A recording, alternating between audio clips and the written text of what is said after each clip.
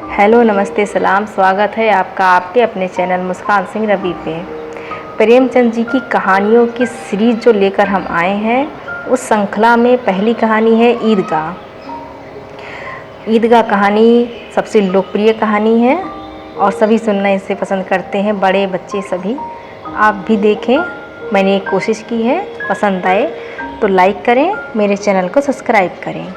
शुरू करते हैं आज की अपनी कहानी। रमज़ान के पूरे 30 दिनों के बाद ईद आई है।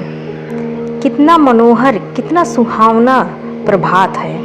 पेड़ों पर कुछ अजीब हरियाली है, खेतों में कुछ अजीब रौनक है, आसमान पर कुछ अजीब लालिमा है। आज का सूर्य देखो, कितना प्यारा, कितना शीतल, मानो संसार को ईद की बधाई दे रहा है। गांव में कितनी हलचल है। ईदगाह जाने की तैयारियां हो रही हैं। किसी के कुर्ते में बटन नहीं, पड़ोस के घर में सुई धागा लेने दौड़ा जा रहा है। किसी के जूते कड़े हो गए हैं, उसमें तेल डालने के लिए तेली के घर भागा जा रहा है। जल्दी जल्दी बैलों को सानी पानी दे दें। ईदगाह से लौटते लौटते दोपहर हो जाएगी। 3 कोस का पैदल रास्ता, फिर सैकड़ों आदमियों से मिलना है। दोपहर के पहले लौटना असंभव है। लड़के सबसे ज़्यादा प्रसन्न हैं। किसी ने रोज़ा रखा है, वह भी दोपहर तक, किसी ने वह भी नहीं। लेकिन ईदगाह जाने की खुशी उनके हिस्से की चीज़ है। रोज़े बड़े बूढ़ों के लिए होंगे, इनके लिए तो ईद है। रोज़ ईद का नाम रटते थे, आज वह आ गई। अब जल्दी पड़ी है कि लोग ईदगाह क्यों नहीं चलते। इन्हें गृहस्थी की चिंताओं से क्या प्रयोजन। सेवइयों के लिए दूध और शक्कर घर में है या नहीं, इनकी बला से। ये तो सेवइयाँ खाएंगे। ये क्या जाने कि अब्बा जान क्यों बदहवास चौधरी कायम अली के घर दौड़े जा रहे हैं। इन्हें क्या खबर कि चौधरी आज आंखें बदल ले तो यह सारी ईद मुहर्रम हो जाए। उनकी अपनी जेबों में तो कुबेर का धन भरा हुआ है। बार बार जेब में अपना खजाना निकालकर गिनते हैं और खुश होकर फिर रख लेते हैं। महमूद गिनता है 1 2 10 12, इसके पास 12 पैसे हैं। मोहसिन के पास 1 2 3 8 9 15 पैसे हैं। इन्हीं अनगिनत पैसों में अनगिनत चीज़ें लाएंगे, खिलौने, मिठाइयाँ, बिगुल, गेंद और न जाने क्या क्या।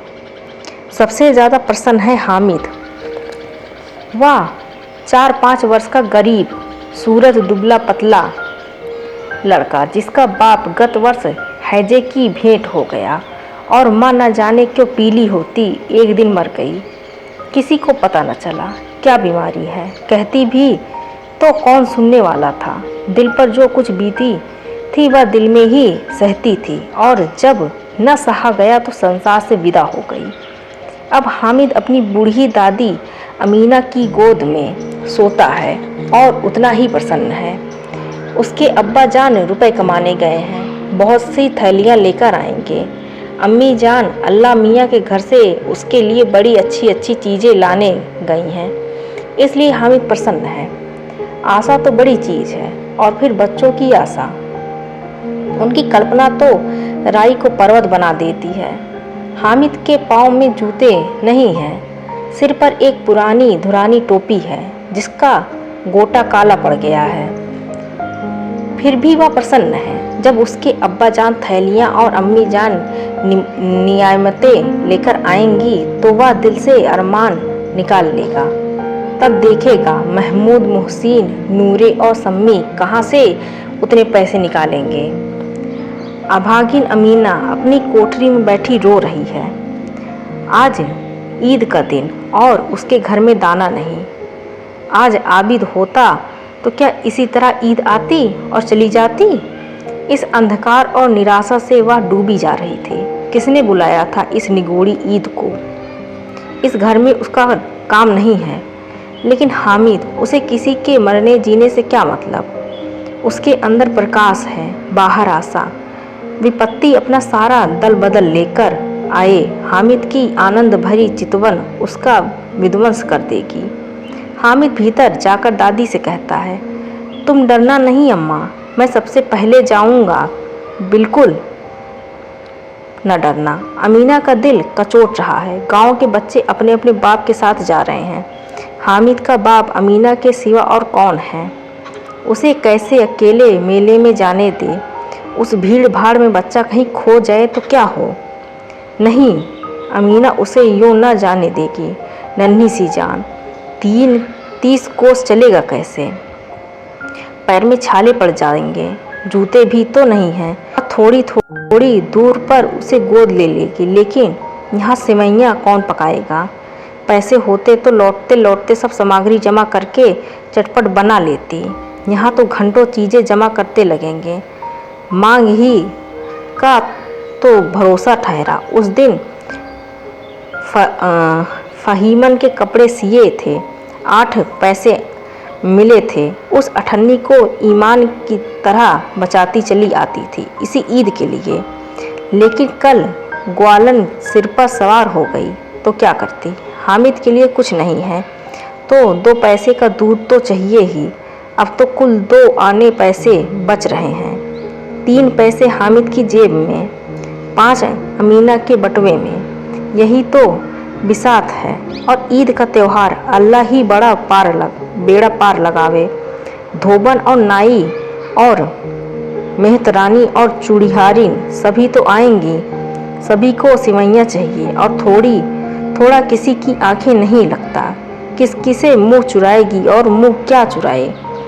साल भर का त्यौहार है। जिंदगी खैरियत से रहे, उनकी तकदीर भी तो उसी के साथ है। बच्चे को खुदा सलामत रखे। ये 3 दिन भी कट जाएंगे। गांव से मेला चला और बच्चों के साथ हामिद भी जा रहा था। कभी सबके सब दौड़कर आगे निकल जाते, फिर किसी पेड़ के नीचे खड़े होकर साथ वाले का इंतजार करते। वे लोग क्यों इतना धीरे धीरे चल रहे हैं? हामिद के पैरों में तो जैसे पर लग गए हैं। वह कभी थक सकता है? शहर का दामन आ गया। सड़क के दोनों ओर अमीरों के बगीचे हैं। पक्की 4 दीवारी बनी हुई है। पेड़ों में आम और लीचियां लगी हुई हैं। कभी कभी कोई लड़का ककड़ी उठाकर आम पर निशाना लगाता है। माली अंदर से गाली देता हुआ निकलता है। लड़के वहाँ से एक पलंग पर हैं, खूब हंस रहे हैं। माली को कैसे उल्लू बनाया। बड़ी बड़ी इमारतें आने लगी। यह अदालत है, यह कॉलेज है, यह क्लब घर है। इतने बड़े कॉलेज में कितने लड़के पढ़ते होंगे? सब लड़के नहीं हैं जी, बड़े बड़े आदमी हैं। सच, इनकी बड़ी बड़ी मूछें हैं। इतने बड़े हो गए, अभी तक पढ़ने जाते हैं। न जाने कब तक पढ़ेंगे और क्या करेंगे इतना पढ़कर। हामिद के मदरसे में 3 बड़े बड़े लड़के हैं, बिल्कुल 3 कौड़ी के। रोज़ मार खाते हैं, काम से भी जी चुराने वाले। इस जगह भी उसी तरह के लोग होंगे और क्या। क्लब घर में जादू होता है। यहाँ मुर्दे की खोपड़ियाँ दौड़ती हैं और बड़े बड़े तमाशे होते हैं, पर किसी को अंदर नहीं जाने देते। और यहाँ शाम को साहब लोग खेलते हैं, बड़े बड़े आदमी खेलते हैं। मूछों दाढ़ी वाले और मेम खेलती हैं। सच, हमारी अम्मा को वह दे दो, क्या नाम है, बैट, तो उसे पकड़ ही नहीं सकते, घुमाते ही लुढ़क जाए। महमूद ने कहा। हमारी अम्मी जान का तो हाथ कांपने लगे, अल्लाह कसम। मोहसिन बोला। अम्मी मानो आटा पीस डालती हैं, जरा सा बैट पकड़ लेंगी तो हाथ कांपने लगे। सैकड़ों घड़े पानी रोज निकालती हैं। 5 घड़े तो मेरी भैंस पी जाती है। किसी मैम को 1 घड़ा पानी भरना पड़े तो आंखों तले अंधेरा आ जाए। महमूद, लेकिन दौड़ती तो नहीं, उछल कूद तो नहीं सकती?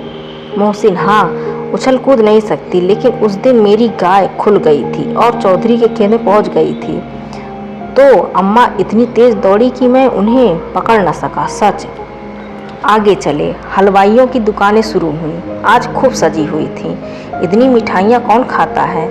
देखो ना, एक एक दुकान पर मनो होंगी। सुना है रात को जिन्नात आकर खरीद ले जाते हैं। अब्बा कहते थे कि आधी रात को एक आदमी हर दुकान पर जाता है और जितना माल बचा होता है वह तुलवा लेता है और सचमुच के रुपए देता है, बिल्कुल ऐसे ही रुपए।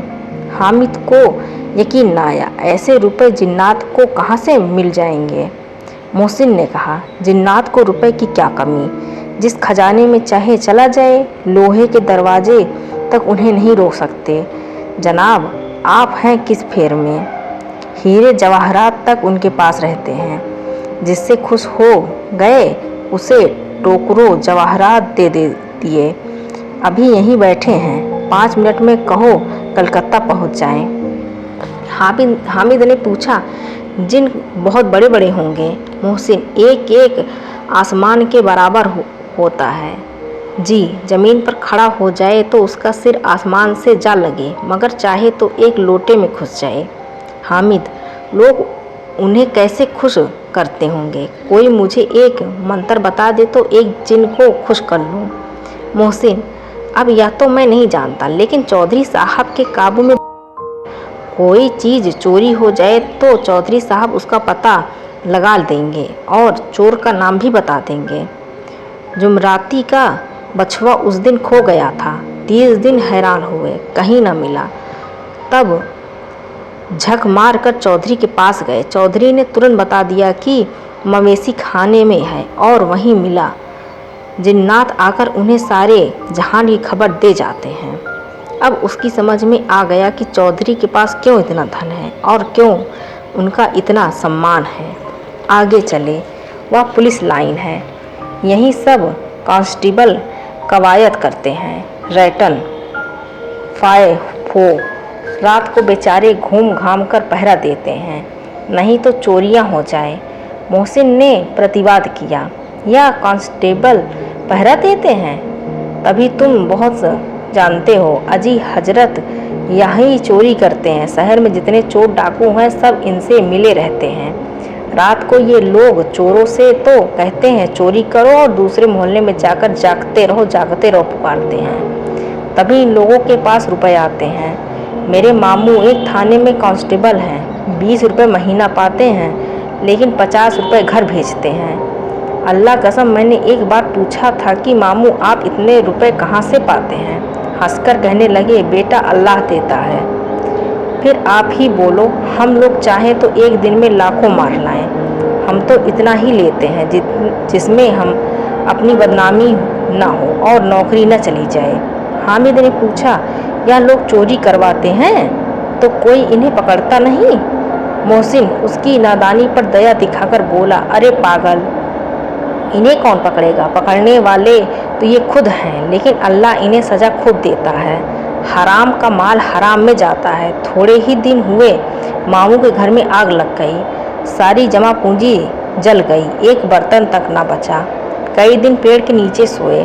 अल्लाह कसम, पेड़ के नीचे फिर न जाने कहाँ से 100 कर्ज लाए तो बर्तन भाड़े आए।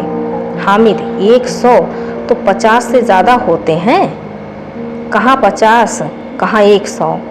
50 एक थैली भर होता है, 100 तो 2 थैलियों में भी ना आवे। अब बस्ती घनी होने लगी थी। ईदगाह जाने वालों की टोलियां नजर आने लगी। एक एक भड़कीले वस्त्र पहने हुए, कोई इक्के तांगे पर सवार, कोई मोटर पर। सभी इत्र में बसे, सभी के दिलों में उमंग। ग्रामीणों का यह छोटा सा दल अपनी विपन्नता पर बेखबर संतोष और धैर्य से मगन चला जा रहा था। बच्चों के लिए नगर की सभी चीज़ें अनोखी थीं। जिस चीज़ की ओर ताकते ताकते ही रह जाते और पीछे से बार बार हॉर्न की आवाज़ होने पर भी ना चेतते। हामिद तो मोटर के नीचे आते आते बचा। सहसा ईदगाह नजर आया। ऊपर चमेली के घने वृक्षों की छाया, नीचे पक्का फर्श है जिस पर जाजिम बिछा हुआ है और रोजेदारों की पंक्तियां एक के पीछे एक नजर आने तक कहाँ तक चली गई हैं, पक्के जगत के नीचे तक, जहाँ जाजिम भी नहीं है। नए जाने वाले आकर पीछे की कतार में खड़े हो जाते हैं। आगे जगह नहीं है। यहाँ कोई धन और पद नहीं देखता। इस्लाम की निगाह में सब बराबर हैं।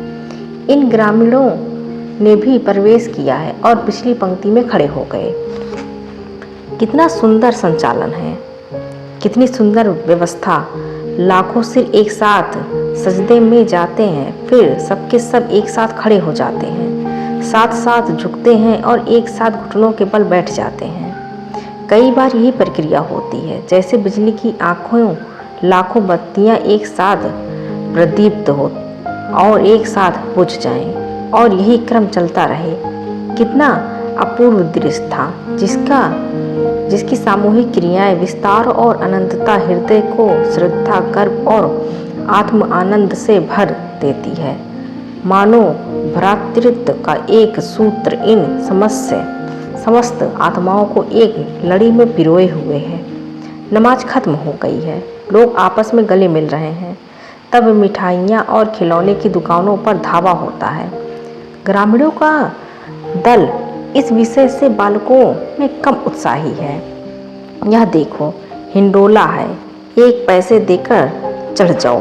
कभी आसमान पर जाते हुए मालूम होंगे, कभी जमीन पर गिरते हुए। यह चरखी है, लकड़ी के हाथी, घोड़े, ऊंट छड़ों से लटके हुए हैं।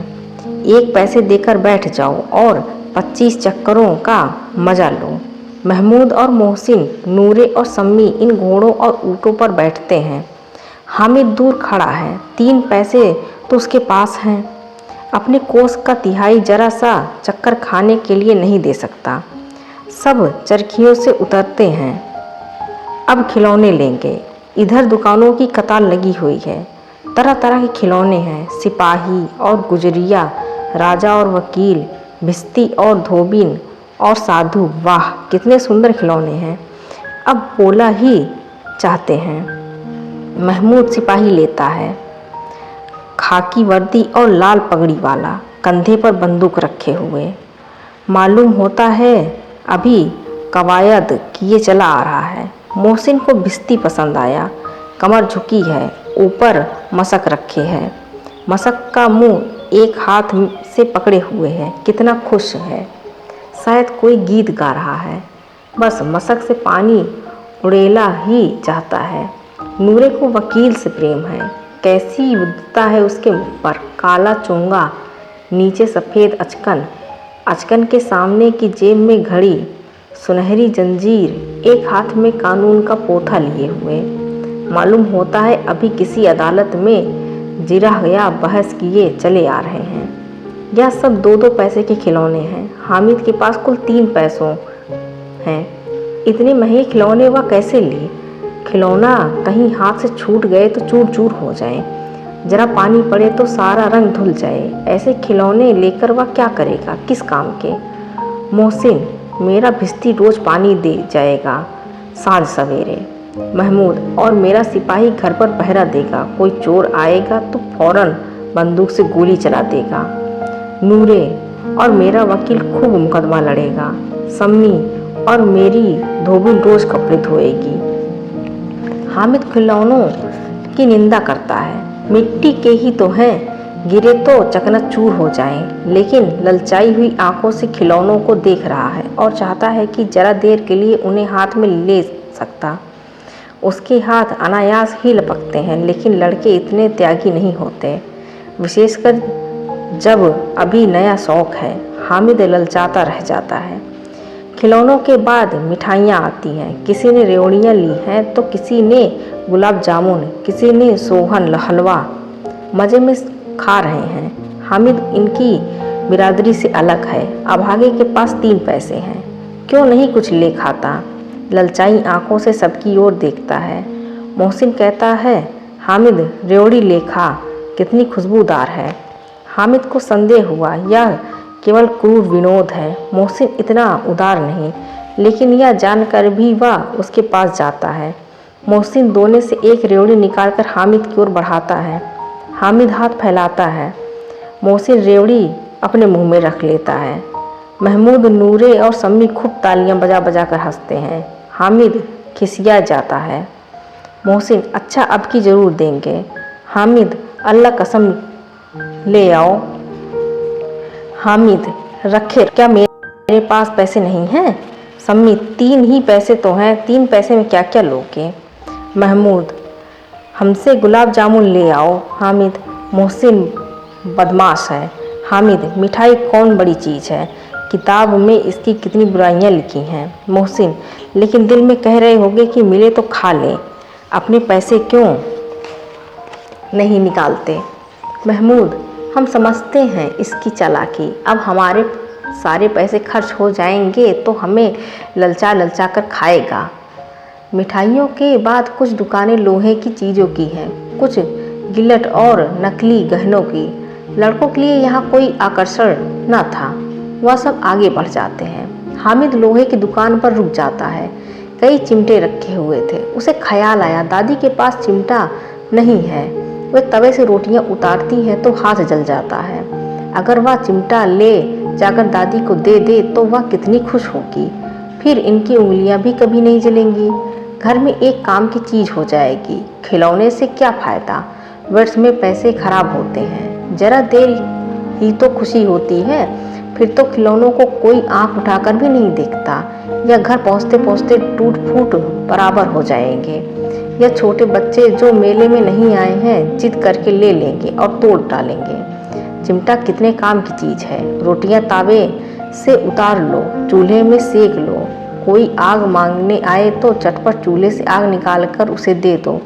अम्मा बेचारी को कहाँ फुर्सत है कि बाजार आए, और इतने पैसे ही कहाँ मिलते हैं। रोज़ हाथ जला लेती है। हामिद के साथ ही आगे बढ़ गए। सबील पर सबके सब शरबत पी रहे हैं। देखो सब कितने लालची हैं। इतनी मिठाइयाँ ली, मुझे किसी ने एक भी न दी। उस पर कहते हैं मेरे साथ खेलो, मेरा यह काम करो। अब अगर किसी ने कोई काम करने को कहा तो पूछूंगा। खाएं मिठाइयाँ, आप मुंह सड़ेगा, फोड़े फुंसियाँ निकलेंगी, आप ही जुबान चटोरी हो जाएगी। तब घर से पैसे चुराएंगे और मार खाएंगे। किताब में झूठी बातें थोड़ी ही लिखी हैं, मेरी जुबान क्यों खराब होगी। अम्मा चिमटा देखते ही दौड़कर मेरे हाथ से ले लेगी और कहेगी मेरा बच्चा अम्मा के लिए चिमटा लाया, हजारों दुआएं देगी। फिर पड़ोस की औरतों को दिखाएगी, सारे गांव में चर्चा होने लगेगी। हामिद चिमटा लाया है, कितना अच्छा लड़का है। इन लोगों के खिलौने पर कौन इन्हें दुआएं देगा। बड़ों की दुआएं सीधे अल्लाह के दरबार में पहुँचती हैं और तुरंत सुनी जाती हैं। मेरे पास पैसे नहीं हैं, तभी तो मोहसिन और महमूद यूँ मिजाज दिखाते हैं। मैं भी इनसे मिजाज दिखाऊंगा। खेलें खिलौने और खाएं मिठाइयाँ। मैं नहीं खेलता खिलौने, किसी का मिजाज क्यों सहूँ। मैं गरीब सही, किसी से कुछ मांगने तो नहीं जाता। आखिर अब्बा जान कभी न कभी तो आएंगे, अम्मी भी आएगी ही। फिर इन लोगों से पूछूंगा कितने खिलौने लोगे। एक एक को टोकरियों खिलौने दूंगा और दिखा दूंगा कि दोस्तों के साथ इस तरह सलूक किया जाता है या नहीं, कि एक पैसे की रेवड़ी ली और चिढ़ा चिढ़ा कर खाने लगे। सबके सब खूब हंसेंगे कि हामिद ने चिमटा लिया है। हंसे मेरी बला से।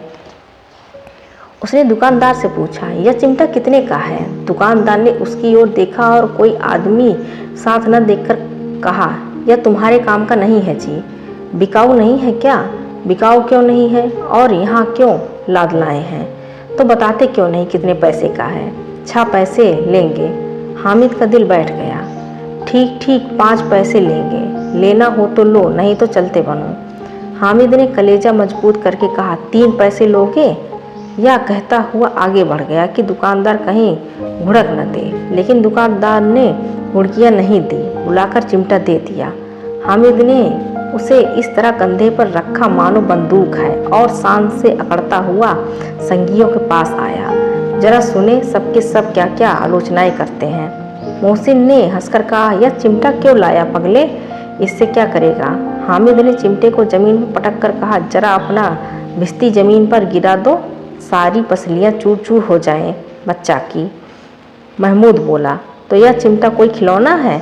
हामिद बोला, खिलौना क्यों नहीं, कभी कंधे पे रखा बंदूक हो गई, हाथ में लिया फकीरों का चिमटा हो गया। चाहूँ तो इससे मजीरे का काम ले सकता हूँ।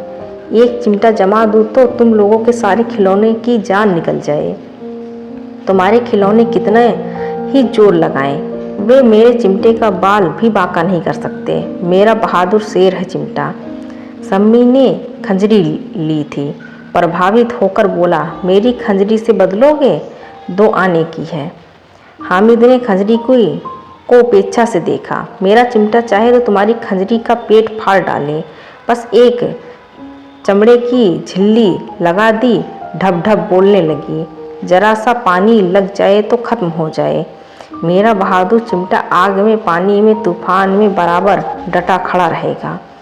चिमटे ने लिया, लेकिन अब पैसे किसके पास धरे हैं। फिर मेले से दूर निकल आए हैं। 9 कब के बज गए। धूप तेज हो रही है, घर पहुंचने की जल्दी हो रही है। बाप से जिद भी करें तो चिमटा नहीं मिल सकता। हामिद है बड़ा चालाक, इसलिए बदमाश ने अपने पैसे बचा रखे थे। अब बालकों के 2 दल हो गए हैं। मोहसिन, महमूद, सम्मी और नूर एक तरफ है, हामिद अकेला दूसरी तरफ। शास्त्रार्थ हो रहा है। सम्मी तो विधर्मी हो गया, दूसरे पक्ष में जा मिला। लेकिन मोहसिन, महमूद और नूर भी हामिद से 1-1, 2-2 साल बड़े होने पर हामिद के आघातों से आतंकित हो उठे हैं। उसके पास न्याय का बल है और नीति की शक्ति। एक और मिट्टी है, दूसरी ओर लोहा, जो इस वक्त अपने को फौलाद कह रहा है। वह अजय है, आघात है। अगर कोई शेर आ जाए तो मियाँ भिश्ती के छक्के छूट जाए।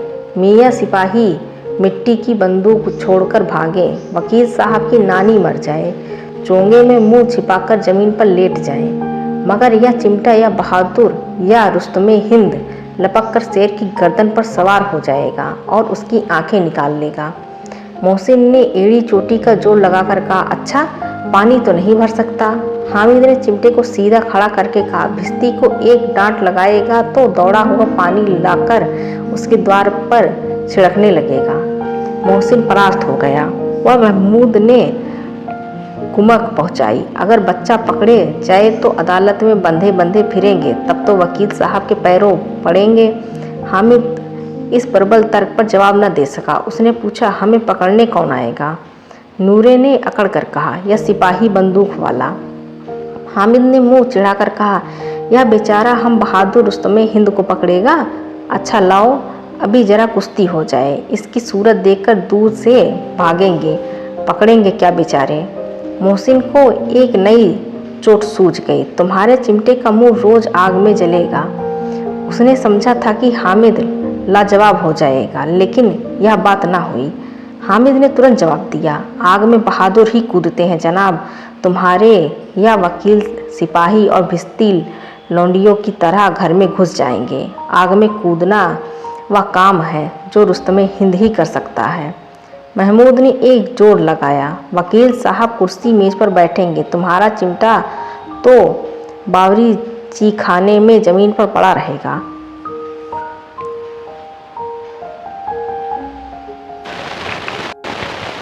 इस तर्क से सम्मी और नूरे को भी सजीव कर दिया। कितने ठिकाने की बात की है पट्टे ने। चिमटा बावर्ची खाने में पड़े रहने के सिवा और क्या कर सकता है। हामिद को कोई फड़कता जवाब न सूझा तो उसने धांधली शुरू की, मेरा चिमटा बावर्ची खाने में नहीं रहेगा। वकील साहब कुर्सी पर बैठेंगे तो जाकर उन्हें ज़मीन पर पटक देगा और उनका कानून उनके पेट में डाल देगा। बात कुछ बनी नहीं, खासी गाली गलौज थी। कानून को पेट में डालने वाली बात छा गई, ऐसी छा गई कि तीनों सुरमा मुँह ताकते रह गए, मानो कोई धेलचा कनकौवा किसी गंडे वाले कनकौवे को काट गया हो। कानून मुंह से बाहर निकालने वाली चीज़ है, उसको पेट के अंदर डाल दिया जाए, बेतुकी सी बात होने पर कुछ नयापन रखती है। हामिद ने मैदान मार लिया, उसका चिमटा रुस्तमे हिंद है। अब इससे मोहसिन, महमूद, नूरे, सम्मी किसी को भी आपत्ति नहीं हो सकती।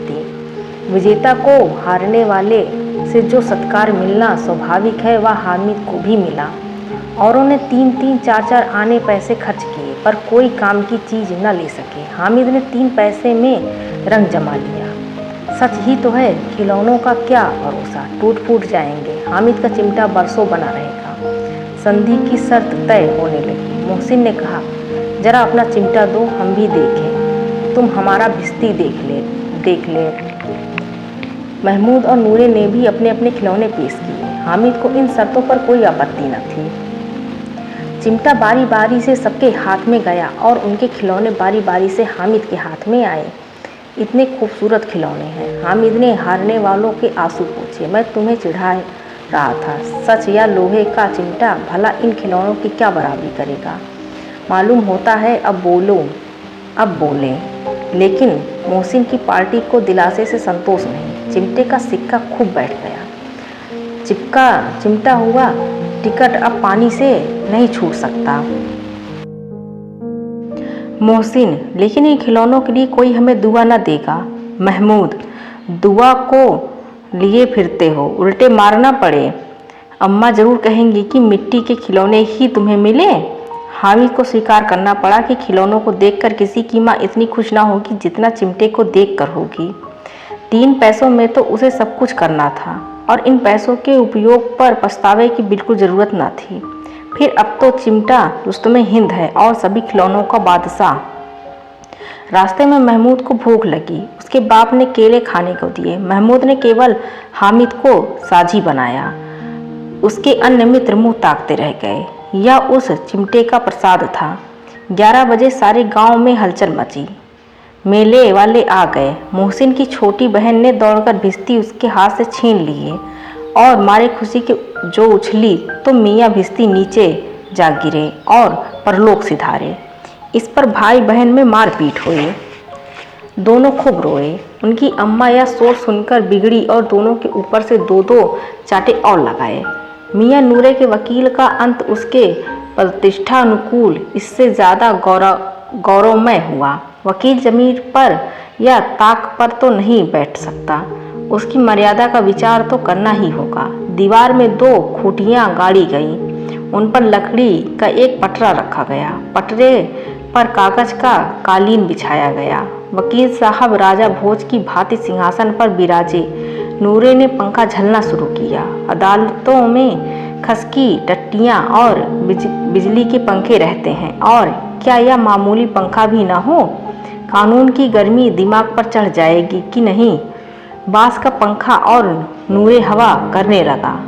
मालूम नहीं पंखे की हवा से या पंखे की चोट से वकील साहब स्वर्गलोक में आ रहे और उनका माटी का चोला माटी में मिल गया। फिर बड़े जोर शोर से मातम हुआ और वकील साहब की अस्थि घूर पर डाल दी गई। अब महमूद का सिपाही उसे चटपट गांव का पहरा देने का चार्ज मिल गया। लेकिन पुलिस का सिपाही कोई साधारण व्यक्ति तो था नहीं जो अपने पैर चले। वह पालकी पर चलेगा। एक टोकरी आई जिसमें कुछ लाल रंग के फटे पुराने चिथड़े बिछाए गए, जिसमें सिपाही साहब आराम से लेटें। नूरे ने यह टोकरी उठाई और अपने द्वार पर चक्कर लगाने लगे। उनके दोनों छोटे भाई सिपाही की तरफ से छोने वाले जागते लहो पुकारते चलते थे। मगर रात तो अंधेरी और मियाँ सिपाही अपनी बंदूक लिए जमीन पर आ जाते हैं और उनकी टांग में विकार आ जाता है। महमूद को आज ज्ञात हुआ कि वह अच्छा डॉक्टर है। उसका ऐसा मरहम मिल गया है जिससे वह टूटी टांग को आनन फानन में जोड़ सकते हैं। केवल गूलर का दूध चाहिए। गूलर का दूध आता है, टांग जोड़ दी जाती है, लेकिन सिपाही ज्यों ही खड़ा किया जाता है टांग जवाब दे जाती है। शल्य क्रिया असफल हुई तब उसकी दूसरी टांग भी तोड़ दी जाती है। अब कम से कम एक जगह आराम से बैठ तो सकता है। एक टांग से तो न चल सकता था न बैठ सकता था। अब वह सिपाही सन्यासी हो गया है। अपनी जगह पर बैठा बैठा पहरा देता है। कभी कभी देवता भी बन जाता है। उसके सिर पर झालरदार साफा खुरच दिया गया है। अब उसका जितना रूपांतरण चाहो कर सकते हो। कभी कभी तो उससे बाट का काम भी लिया जाता है। अब मियाँ हामिद का हाल सुनिए। अमीना उसकी आवाज़ सुनते ही दौड़ी और उसे गोद में उठाकर प्यार करने लगी। सहसा उसके हाथ में चिमटा देखकर वह चौंकी। यह चिमटा कहाँ था? मैंने मोल लिया है। कै पैसे में? 3 पैसे दिए। अमीना ने छाती पीट ली। ये कैसा बेसमझ लड़का है कि दोपहर हुआ न कुछ खाया न पिया।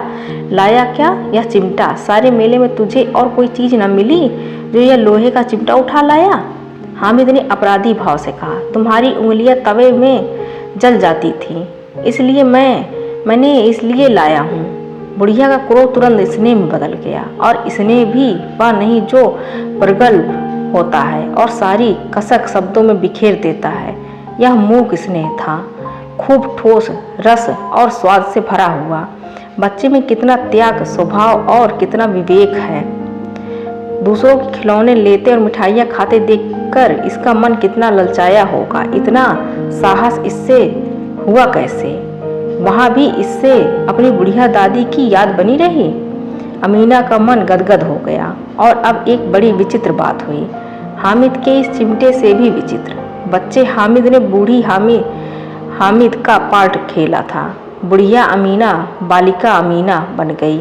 यह रोने लगी, दामन फैलाकर हामिद को दुआएं देती जाती थी और आंसू की बड़ी बड़ी बूंदें गिराती जाती थी। हामिद उसका सहर्ष क्या समझता। आज की कहानी बस इतनी सी। मिलते हैं किसी कहानी के साथ। Thank you for watching.